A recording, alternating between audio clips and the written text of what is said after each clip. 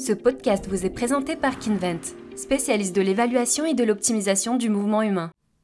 Bonjour à tous, Aurélien Broussal-Derval pour un nouvel épisode ABD Podcast. Pour la seconde fois, je reçois avec grand plaisir Barbara Manivet. Bonjour. Salut Barbara, Salut. Merci de revenir. Barbara, vous le savez, elle est spécialiste du digital parce qu'elle travaille, en tout cas du sport digital, puisqu'elle travaille pour la société XFIT. Et donc, elle est venue ne pas nous parler du digital. Voilà. L'idée, c'est ça. Alors, pourquoi je rigole là-dessus? Pour une raison très très simple. C'est que XFIT, qui est donc un des acteurs majeurs de la digitalisation partielle, on va en parler, notre métier, vient de sortir un livre dont le titre est quand même assez particulier pour votre cœur de métier. C'est que l'avenir ne sera pas digital. Exactement. Sous-entendu, l'avenir du coaching. Alors, bon, je vous montre le livre tout de suite, on le remontrera à la fin. Je dis l'avenir, je me suis trompé en plus. C'est le futur ne sera pas digital. Donc, première expérience éditoriale, félicitations d'abord. Merci. Parce que je sais ce que ça représente que de faire un livre.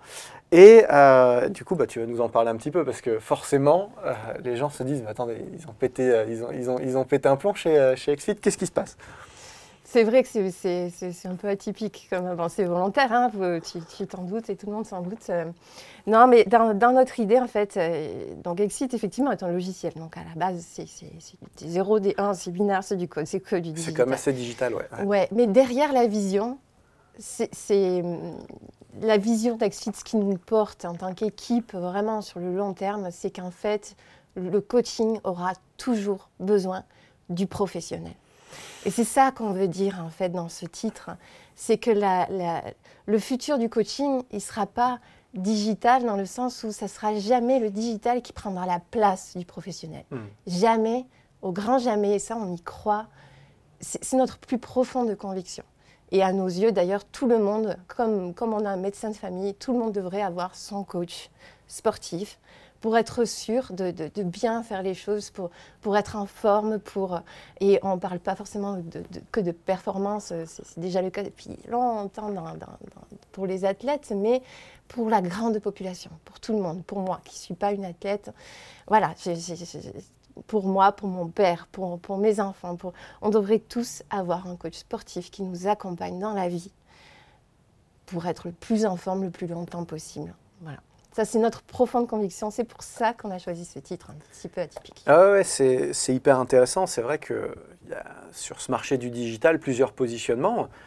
On a commencé un tout petit peu à en parler dans le dernier épisode, tu te rappelles, hein, allez le voir si vous ne l'avez pas encore vu, il est sorti il y a quelques temps, où justement on essaye de détecter les tendances actuelles et futures du métier.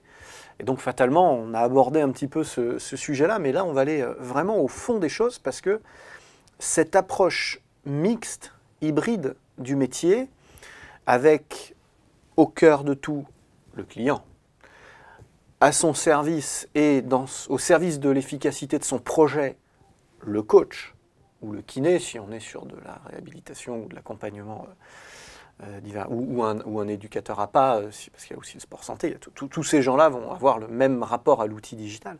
Et l'outil digital qui va, on l'a dit un petit peu, proposer des nouveaux services, permettre des nouvelles interactions, permettre de gagner du temps. Moi, je suis un petit peu geek, donc je suis déjà embarqué dans le truc et évidemment, depuis de nombreuses années, j'avais commencé à me digitaliser bien avant de connaître XFIT et probablement avant que XFIT soit créé.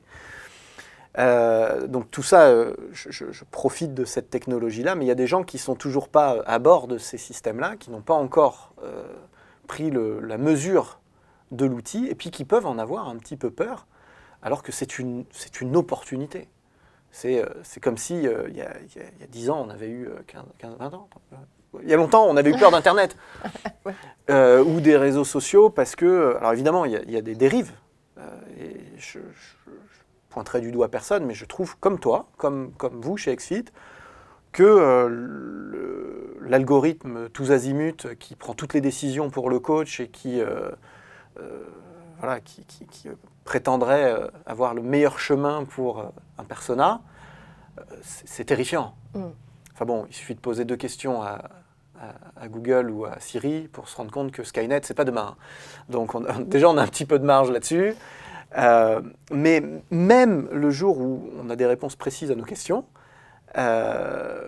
tout ça n'enlèvera pas notre intellect, notre capacité à analyser la réponse, à prendre de la distance et à se dire, mais en fait, tout ça ne vient qu'alimenter ma prise de décision, mes orientations, mes chemins. Ça ne doit pas remplacer, sinon on retombe dans les dérives du low cost d'il y a 20 ans, il y a 15 ans, où on achetait les coachs dehors en se disant, bon, bah, très bien, on va vendre de l'abonnement fantôme. Mais on voit aujourd'hui, alors la pandémie le fait exploser, mais on voit aujourd'hui, avant la pandémie, que ça a déjà ses limites. Et que les coachs et que l'expertise reviennent au cœur du game. Et c'est tant mieux. À nous, professionnels, d'être à la hauteur. Mais je suis complètement d'accord sur cet aspect mixte des choses qui paraît évident. D'ailleurs, il y a un certain nombre de challenges à la fois pédagogiques et à la fois culturels pour une entreprise comme XFIT et pour notre industrie aujourd'hui. Ça va être de faire tomber des représentations.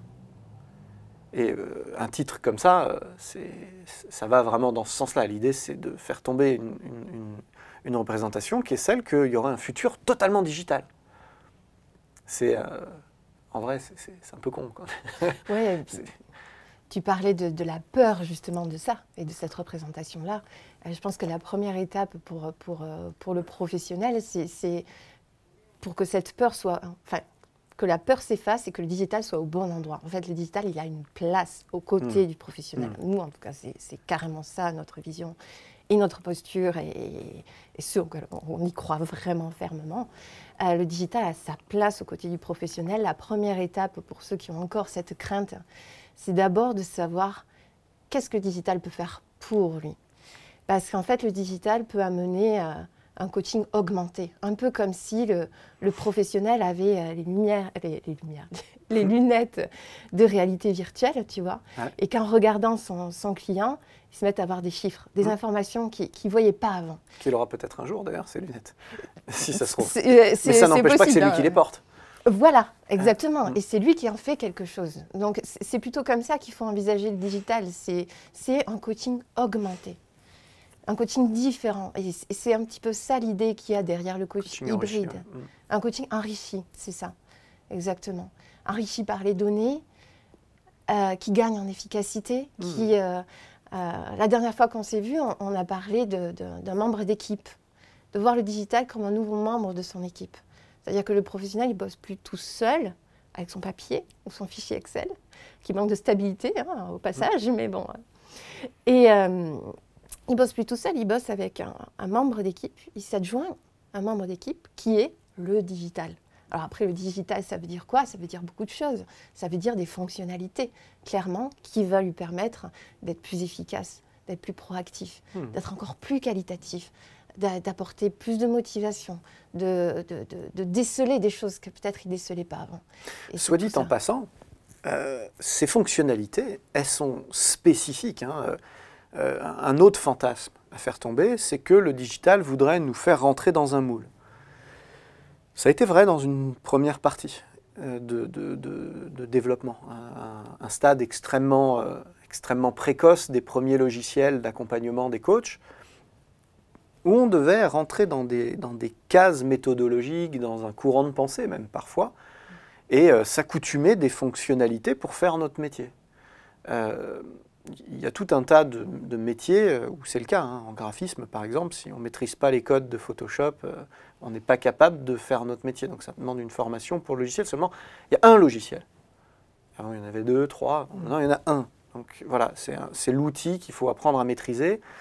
Sur le digital sportif, c'est très très différent. Le contexte est complètement différent. D'abord, on parle à des gens qui ne font pas le même métier. On parle à des kinés, on parle à des préparateurs physiques, on parle à des coachs sportifs, on parle à des profs de PS, on parle à des gens qui ne font pas le même métier. Donc on n'ont pas les mêmes besoins. Et puis surtout, on parle à des gens qui n'ont pas du tout les mêmes clients. Et qui, là encore, n'ont pas les mêmes besoins. Et puis enfin, on parle de gens qui sont formés à différentes écoles. Et donc aujourd'hui, l'outil digital, quand même, il est encore mutant, il s'adapte, et de plus en plus. Il devient spécifique. Moi, je n'ai pas du tout la même utilisation XFIT. Je le vois bien que certains collègues on n'a pas le même rapport à l'outil et on n'utilise pas les mêmes fonctionnalités, les fonctionnalités que j'utiliserai probablement jamais, et puis vice-versa. Et puis d'autres qui arrivent de mon utilisation quotidienne, quoi. Donc, quelque part, c'est un papier, un crayon, mais version très moderne, quoi. Je fais ce que je veux avec un papier et un crayon, j'ai aucune limite. Et je voudrais faire tomber un peu ce mythe-là où les gens se disent « Ouais, mais il faut que j'apprenne à tout prix comme ça. » C'est de plus en plus intuitif. Et puis enfin, c'est de plus en plus adaptable aussi. Oui, et les bénéfices sont vraiment là aussi. Il y a une nouvelle version d'ailleurs d'XFIT qui arrive, Oui. qui sera peut-être sortie au moment où on sortira ce podcast probablement, qui montre encore une fois l'aspect mutant de cet outil qui est vraiment loin d'être figé dans le marbre. C'est pas l'ADN du tout du digital que d'avoir un truc justement trop contraignant, trop limité. L'idée, c'est quand même de plus en plus de simplifier l'outil pour qu'on puisse en faire exactement ce qu'on veut. Oui, et puis parce que le point que tu apportes est super intéressant. Souvent, on voit un logiciel, on voit que le logiciel, on voit une interface, etc. Et on peut penser qu'elle est comme ça, figée. Sauf que derrière le logiciel, il faut imaginer toute une équipe qui écoute énormément ses clients et qui fait évoluer énormément. Tu connais un petit peu l'équipe, tu sais à quel point ils peuvent être réactifs. Ouais. Voilà, ça fait partie de l'ADN de XFIT aussi. Et la nouvelle version, justement, elle est très représentative de ça. C'est vraiment complètement une nouvelle version. On a d'ailleurs changé les couleurs pour l'occasion, parce que pour vraiment marquer le coup, une nouvelle application mobile. Enfin, et il ne faut pas penser qu'un logiciel, parce qu'il est comme ça, ne changera jamais. Un logiciel, c'est une équipe qui est énormément à l'écoute de ses utilisateurs, que ce soit les professionnels ou les clients des professionnels sur l'appli mobile, et qui fait évoluer très régulièrement. Donc c'est un peu un partenariat en fait, un logiciel. Quand je parlais du membre d'équipe, au-delà du logiciel, c'est l'équipe qui a derrière le logiciel aussi. C'est vraiment un partenaire de l'activité du professionnel. Parce que les meilleurs coachs sont ceux qui n'arrêtent jamais de se former, parce que vous n'avez jamais assez de temps pour vous et pour votre passion, parce que rester au top de nos métiers en constante mutation est un game changer pour vous démarquer de la concurrence, eh bien j'ai développé une série de formations en ligne qui vont vous permettre rapidement et à moindre coût temporel comme financier de rester à la pointe des connaissances théoriques et scientifiques, à la mode des techniques et exercices de terrain. Depuis le sport santé, en passant par le coaching loisir jusqu'à la très haute performance, 2 univers vous attendent. Un univers théorique et de méthodologie que j'aborde dans mes webinaires, thématique par thématique, et puis un univers pratique de terrain que j'aborde dans mes workshops. Tout cela sans bouger de chez vous et à votre rythme, puisque vous pourrez voir et revoir à volonté les contenus dans votre espace de formation. Pour agrémenter votre expérience, du contenu téléchargeable inédit et des quiz pour confronter vos nouvelles connaissances. Alors n'attendez plus et choisissez la thématique qui vous fait vibrer. Que vous soyez coach, kiné ou entraîneur, il y a forcément un sujet qui vous attend sur votre espace de formation. Je suis Aurélien Broussal-Derval, je suis préparateur physique, conseiller en sciences du sport et formateur depuis de nombreuses années et je mets tout en œuvre pour vous accompagner dans votre mise à jour de compétences. D'ailleurs, il y a 2 sources d'adaptation, hein. Il y a le dialogue, formel ou informel, la discussion, l'écoute, et la data. Et du coup, on se retrouve avec quelque chose d'assez précis finalement, parce qu'on croise du subjectif, plus ou moins rationnel des fois, plus ou moins clair, avec des choses qui sont quasiment indiscutables, voilà, qui sont très très objectives, mais qui derrière quand même reposent sur de l'humain. Donc nécessairement, on ne peut pas se baser que sur l'un ou que sur l'autre, c'est ça que je veux dire. Et jusque-là, avant tous ces outils croisés, là, ben on était soit sur du pur numérique, du pur numéraire, du pur chiffrage, et du coup on oubliait un peu de comprendre les choses, soit on était sur de l'intuition. Et bon, l'œil du maquignon, ça a ses limites aussi à tout point de vue, hein, que ce soit en business ou en performance.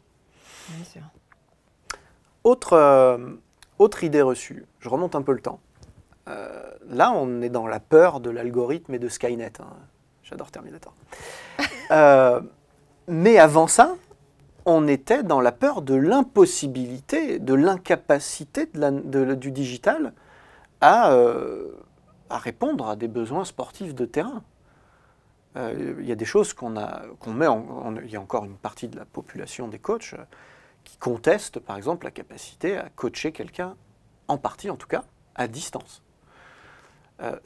De mon point de vue, qui est pas mal évolué là-dessus, parce que je dois avouer que, dans un premier temps, je doutais de certains aspects distanciels. Un tout premier temps, il y a très longtemps. Et puis, c'est une vue de l'esprit, en fait. On démontre aujourd'hui, chaque jour, qu'on est capable d'accompagner des gens à distance. Mais je vais aller plus loin. De mon point de vue, dans le sport de haut niveau, en tout cas, on l'a toujours fait.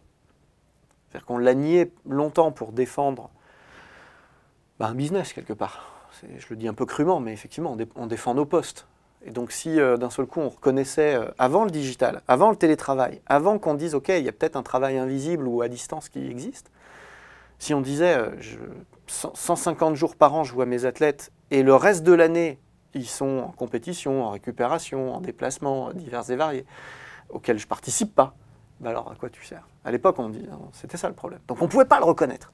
Mais la réalité, c'est que tous mes athlètes, tous autant qu'ils sont, se sont plus entraînés sur un TRX ou un élastique au fin fond de l'Ouzbékistan ou de l'Amérique du Sud que sur des machines iso-inertielles ultra connectées, dernier cri comme on a à l'INSEP. C'est une réalité, pour le coup, mesurable, qu'on a nié pendant des années et que le digital, en fait, ne fait que démontrer. Et en fait, cette réalité-là, elle est en train de cascader du haut niveau. Pourtant, si on arrive à faire des médailles olympiques avec ça, on doit arriver, je pense, quand même à remettre des gens en forme sur une base beaucoup plus simple et modeste. Elle est en train de redescendre sur le loisir. Et effectivement, c'est une vue de l'esprit. Je ne sais pas ce que tu en penses. Ouais. Ben moi, j'aime bien parler de la notion de proximité maintenant comme un concept. Plus le prendre au sens propre, c'est-à-dire là, voilà. Au sens géographique, ouais.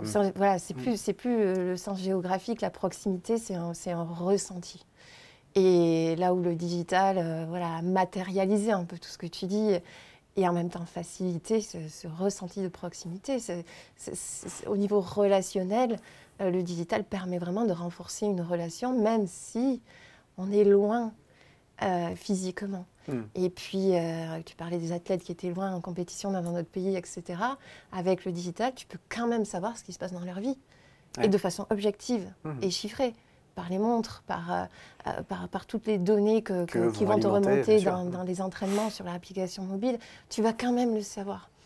Pour autant, tu peux les appeler. Enfin, ça remplace pas les conversations. Et quand ils seront là, on sera tous ensemble, comme d'habitude. Exactement. Oui. Mais quand ils ne sont pas là, tu peux, avec les questionnaires peut-être de forme, tu peux déceler des problèmes de motivation pendant la compétition et puis lui donner le petit boost qui va bien au moment clé, en fait, au moment où c'est vraiment important pour lui. Donc c'est vrai que le digital, en soulevant un petit peu cette problématique, a quand même apporté une réponse aussi. Et apporte cette proximité, même malgré la distance. Et alors appliqué au tout venant, regardons droit dans les yeux la saison sportive. Soyons objectifs, regardons ce qui se passe sur une saison de pratique sportive loisir ou sport santé. Il y a toute l'année un petit trou d'air vers février, un petit trou d'air vers Noël, et puis le mois d'août. Voilà. Et là, d'un seul coup, tout s'effondre, alors même qu'on pourra avoir une proximité assez confortable, pas invasive, raisonnable, qui permettrait de maintenir au moins, ne serait-ce que le contact, et de monitorer un peu la récupération, de proposer un service qui nous permettrait la continuité de service, essentielle dans notre métier aussi, c'est marrant que personne n'en parle jamais, continuité de service de coaching, pourquoi ça n'existerait pas alors que ça existe dans les télécoms, l'énergie, voilà, la continuité de service c'est essentiel. Et puis surtout de marquer les gens à la culotte pour qu'ils reviennent en septembre, parce que c'est essentiel économiquement pour nous, mais c'est un problème de santé publique aussi. On ne veut pas que tous ces gens arrêtent de faire du sport sous prétexte qu'ils sont partis en vacances. Qu'est-ce que c'est que cette histoire? Ou qu'il fait trop chaud. Ou qu'il fait trop chaud. Et du coup, voilà, j'aimerais bien faire tomber cette vue de l'esprit On le voit dans des secteurs voisins, sur la formation par exemple.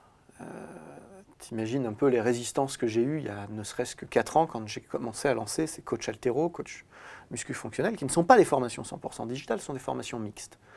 Des formations où on a un peu de digital et un peu de présentiel. On m'a dit, mais on ne peut pas enseigner l'haltérophilie à distance. C'est une vue de l'esprit. Moins bien sur certains aspects, mieux sur d'autres. Différemment, c'est évident. Mais si on peut, la preuve. La preuve. D'ailleurs, on n'a pas attendu le digital pour ça. Hein. Moi, je me suis formé à la fin des années 90 avec Mike Boyle. Je ne l'ai jamais vu. Jamais. À l'époque, il m'envoyait des cassettes vidéo. Eh ouais, des cassettes vidéo, un gros classeur. Et on se formait à distance gentiment, ce qu'on a fait avec Bollier. Hein, c'était un peu plus contraignant à plein de points de vue. Le digital n'a rien inventé là-dessus. C'est juste un nouveau canal de ce qu'on faisait déjà et qui permet par contre d'en faire plus, de le faire mieux, avec des nouveaux outils. Et plus instantané en fait. Et plus instantané, exactement. Ouais. Et du coup, pour moi, ces plateformes digitales, là, elles nous projettent dans un nouveau monde hybride auquel on avait moins accès avant, en fait. Voire pas accès du tout. C'est-à-dire que concrètement, on a toujours notre présentiel. Peut-être que certaines personnes font que du distanciel. Moi, depuis le confinement, j'ai eu 2 athlètes que je n'ai coachés qu'à distance. Je n'avais jamais connu ça avant. Bah, objectivement, ils progressent. Fort. Ce qui progresserait mieux si je les voyais en hybride, probablement. Mais à défaut de mieux, ben, et ils n'ont fait qu'Exfit. Ils n'ont connu que ça. C'est une vue de l'esprit. C'est important qu'on le fasse tomber.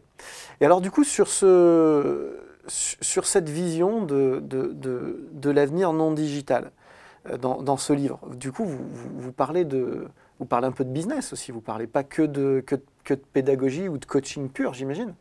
Exact. Vous parlez un peu de modèle économique ou... Non, l'objectif, c'est de donner en fait des pistes générales pour justement mettre en place ce qu'on appelle dans le livre un accompagnement 360 avec le digital en support.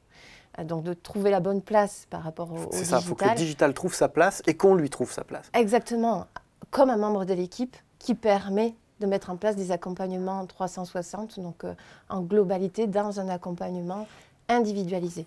Allez voir ce que c'est que le coaching 360 en un épisode consacré au sujet avec Mathias Le Grix. Fin de parenthèse. Et donc, dans ce livre, c'est ça qu'on fait. On donne des pistes pour tous ceux qui soit en ont peur, comme tu disais tout à l'heure, ou alors, au contraire, aimeraient bien s'y mettre, mais ne savent pas trop comment faire. On a beaucoup de clients qui font le onboarding de Exfit, donc qui souscrivent au logiciel, qui démarrent. Ils nous disent, OK, et maintenant, je m'organise comment ? Et en fait, ça répond un petit peu à cette question-là. Enfin, on donne des pistes, parce qu'encore une fois, comme tu dis, on n'enferme pas dans une méthode. Chacun va avoir son approche, son accompagnement, il peut le façonner comme il le souhaite. Et on donne des pistes pour que le digital ait la place qui va bien pour que le professionnel en tire le maximum de bénéfices. Et ça veut dire quoi ? Mais ça veut dire qu'il va pouvoir déléguer au digital, par exemple, l'administratif, tout ce qui est vraiment répétitif, sans valeur ajoutée, tout ce qui prend du temps au professionnel et qui ne vient pas chercher toute la compétence qu'il peut donner à ses clients, la remontée de données. Mais par contre, il y a des choses que le digital ne remplacera jamais. Tout ce qui est leadership du coach, la vraie motivation qu'il va apporter à ses clients. Tu parlais l'autre fois de la démonstration de mouvements complexes, enfin vraiment tout ce qui relève du cœur de compétence du coach et que le digital ne pourra jamais lui enlever. Donc voilà, le livre, c'est un petit peu ça. C'est placer le digital au bon endroit, à côté de toi. Préparateur physique, coach, kinésiologue au Canada, enfin, bref. Voilà, mettre le digital à côté de soi pour mettre en place un coaching augmenté.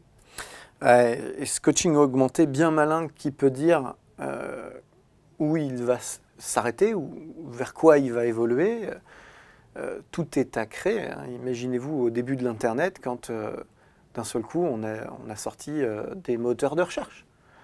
Là, il fallait être un peu visionnaire et se dire, OK, en fait, il va y avoir ces choses-là qui vont arriver. Et puis, après, voilà, les réseaux sociaux, par exemple, il a fallu les inventer. Aujourd'hui, ça paraît juste évident. On se dit, c'est une idée débile, en fait, c'est très simple. Mais sauf que ça n'existait pas, donc il a fallu voir dans Internet ce potentiel-là. Eh bien, je pense qu'on est à ce stade de la digitalisation du métier de coach. Il faut voir dans les outils divers et variés, on parle d'Exfit là parce que effectivement c'est la société pour laquelle tu travailles, mais on pourrait très bien parler des montres connectées, on pourrait très bien parler des smartphones, on pourrait très bien parler de l'Internet en général, de Zoom, de je ne sais pas quelle source de visioconférence, tous ces outils-là, et ceux à venir, le métaverse, je ne sais pas moi, j'ouvre des portes, voilà. Ouais. Tout ça n'est qu'un champ de potentiel. Donc évidemment, dans un petit livre d'idées et de réflexions, il n'y a qu'une partie des pistes qui pourront être explorées. Il y a plein de pistes que même vous n'envisagez même pas encore, qui vont nous arriver pleine tête. Et c'est là que c'est fantastique, parce que c'est un peu ce côté Far West, rué vers l'or. Tout est possible en fait. On arrive sur un terrain riche, sans limite, gigantesque, et il n'y a pas tant de monde que ça qui se pose des questions finalement. Il ne faut pas hésiter à être créatif dans ce contexte. C'est vrai que, comme je dis, tout est possible. Donc, et on voit, on en parlait l'autre fois aussi, on voit que le besoin est là d'un accompagnement individualisé, qualitatif, d'une relation privilégiée. Et c'est un facteur de fidélisation, de santé publique même. C'est une mission vraiment très, très, très, très grande, tout ça. Et c'est vrai que tout le digital vient juste donner un élan à qui sera créatif, à qui osera proposer un accompagnement qui vraiment se distingue, se positionne, répond à un vrai gros besoin, à une problématique. Soyez créatifs, n'ayez pas peur, partez à l'aventure. Commencez peut-être par lire effectivement Le futur ne sera pas digital. J'adore vraiment ce titre. Merci Barbara d'être venue partager et réfléchir avec nous. Ça va être intéressant de voir cet épisode évoluer dans les années à venir. Espérons qu'il soit obsolète en quelques mois et qu'on soit obligé de retourner la suite. Je reviendrai. Et ce qui peut nous arriver. En tout cas, je vous remercie de nous avoir écoutés et de votre fidélité. Vous nous avez peut-être regardé en version enrichi sur mon site web ou tout simplement sur YouTube. Peut-être que vous nous avez écoutés sur Spotify, Google Podcast ou Apple Podcast ou encore Deezer. Dans tous les cas, encore une fois, merci pour votre fidélité. N'oubliez pas que si vous voulez approfondir votre expérience de formation, mon partenaire Transfert qui digitalise tous ces épisodes, eh bien, vous attend dans ces différentes formations, notamment la 3PS sur la préparation physique, la nutrition et la récupération. À très bientôt. Merci à tous. Merci Barbara. Merci à toi. Un grand merci de nous avoir écoutés. N'oubliez pas de liker, partager et surtout commenter, que vous nous regardiez sur YouTube ou que vous nous écoutiez sur une plateforme de streaming. Rappelez-vous que le meilleur commentaire du mois remporte un de mes livres en version digitale. Alors commentez à fond, merci pour vos commentaires.